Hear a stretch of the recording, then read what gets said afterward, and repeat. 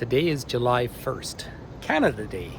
So in 1867, on July 1st, four provinces or four crown colonies came together to create this new dominion within North America: Upper and Lower Canada, Ontario and Quebec, New Brunswick and Nova Scotia. Now, why did they come together? Why did they unite? And how did Canada survive? This is the second largest country in the world with a small, disparate population spread from sea to sea to sea, or ocean to ocean to ocean. Well, the story is tied to the fact that this was resistance to American imperialism and just a unique sense of identity, which has changed and morphed over time. But it is important. So in the 1860s, the United States was consumed by a destructive and horrific civil war.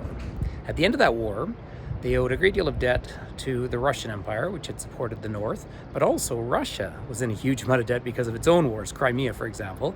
And Russia, of course, had a foothold in North America here, in Alaska or Alyeska. So they wanted to offload that debt, and they offered to sell it to the United States, or more specifically, William Seward offered to purchase it, and they call it Seward's Folly. Well, what was the response from the Dominion? What was the response from the British presence in North America?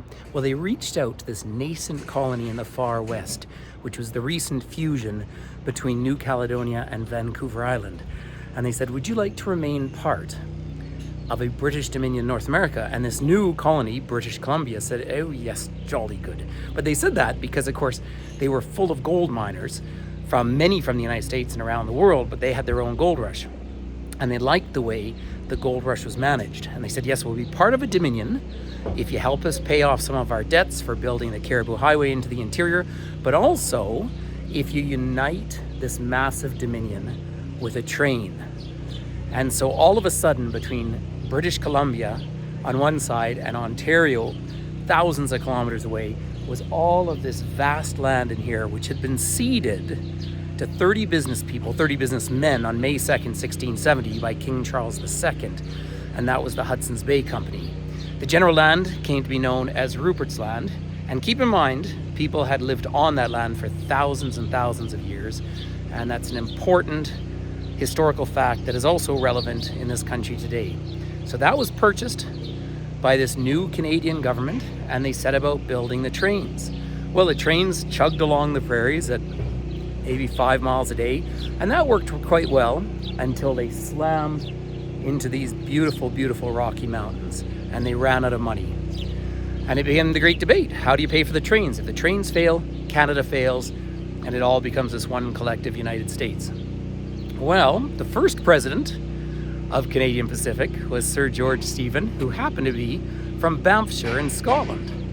And then the next president, hired by Sir George Stephen, William Cornelius van Horne, who was already a train industrialist, looks around, and this is the perfect day to talk about it, looks around and racks their brains, say, how are we going to pay for these trains? They said, well, if I cannot export the scenery, I will import the tourists, and I'm going to build my castle in the mountains.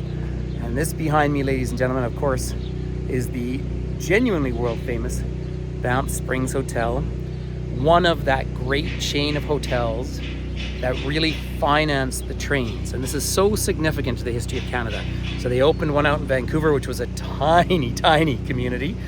And they had one in Montreal, but then they opened this in 1888. Now, it had a fire. The tower was built in 1911, fire in 1926 and so forth. But these hotels worked.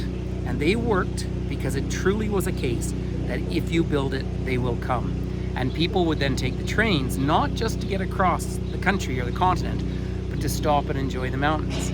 So it is so important. And we can say that Little Banff here, and we're only 9,000 permanent residents, of course, millions and millions of visitors, but Little Banff is the birthplace of modern tourism.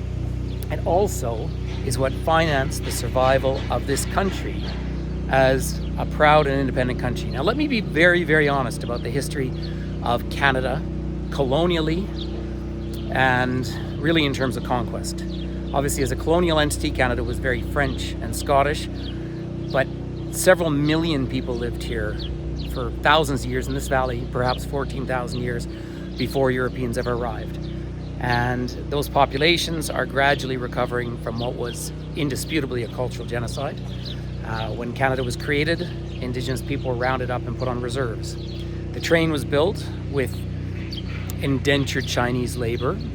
Many of the roads in our national parks were built by interned labor in World War I. So it's a big, deep story.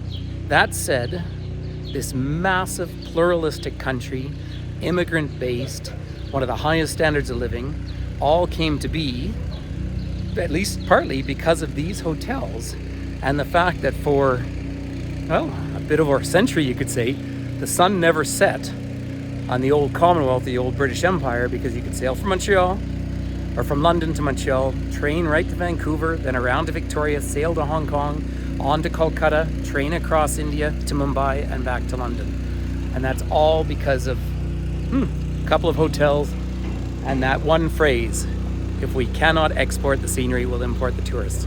That is why Canada is a country. So let's be honest about our history, but this is a chance to celebrate it today.